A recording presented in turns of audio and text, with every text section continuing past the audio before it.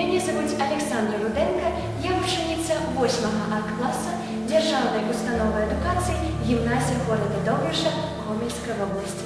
Пропоную вам вірш Петруся Бронки «Коли ласка». У любимой мові, родной, наской, ах, які слова, коли ласка, як звенять яни сердечною струною, раз усю життю йдуть за мною. Трапить гость у будень, а ті у свята, коли ласка, в хату. Не поспели сісти при сустрэчы, як пательня засквірчала в печі. Бульба, смажаніна і ковбаска, покаштуйте, людцы, коли ласка. Хлопець каже дорогой дзяўчыне, коли ласка, будзеш гаспадыняй. Эх, жыццё збудуем мы прыгожа, усе з табой нягоды пераможам.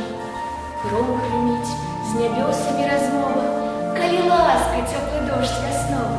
І не вельмі буйны, і не рэдкі, на сады, на пушчы, на палеткі, на грыбы, на ягоды, на кветкі.